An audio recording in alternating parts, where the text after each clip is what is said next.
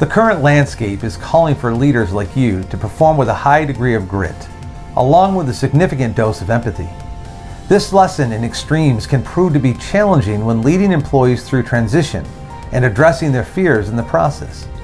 Right now, you are tasked with displaying resilience in the face of adversity and compassion to those who may be struggling to overcome it. Here are 5 ways to be effective as you balance these objectives. Number 1, be transparent. Employees will look to you for guidance on how things will operate inside the organization moving forward. You should strive to deliver your message in the form of frequent, clear, and accurate communication. Vague or incomplete messages will leave employees to fill in the blanks on their own. If certain details are unknown or still being hashed out, this should be communicated as well. Quantity and quality are key to increasing transparency and reducing assumption.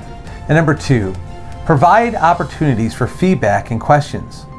While some leaders excel in how and when they communicate, one area where they tend to fall short is creating an opportunity for feedback. This may or may not be attributed to a lack of desire to ask for such feedback. To be an effective leader in adverse times, both asking for and receiving feedback should be a priority. If questions need to be researched before an answer can be given, you should make every effort to follow up as soon as possible. Conversely, there is nothing worse than a leader who asks for feedback and then fails to respond to that feedback.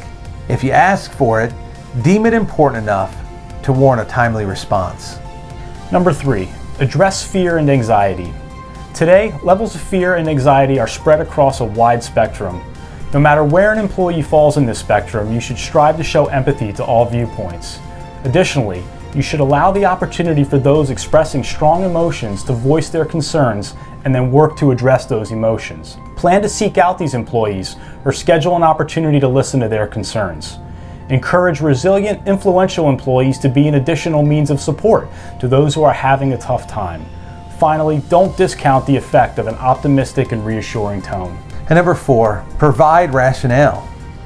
Now more than ever, people want additional evidence to support claims and decisions. However, there lies an additional challenge in trusting the source of that evidence. As a leader, you should be diligent in showing your employees that decisions are being made on the basis of all available information and that multiple options are being considered before a final decision is rendered. You should also make a point to admit when you made the wrong decision and work quickly to communicate a corrective action plan. Rationale and ownership can go a long way towards establishing trust or maintaining it during times of adversity. Furthermore, it helps to create strong buy-in when decisions are made. And number 5, be flexible. As many organizations are quickly learning, what appeared to be experimental, such as working from home, is quickly becoming a preference to leaders and employees alike. You will most likely experience additional shifts in preference and necessity. The goal is not to be quick to dismiss certain ideas and remain open-minded in discussion, experimentation, and possible implementation. Adversity can bring stress and uncertainty, but it can also ignite creativity, change, and innovation.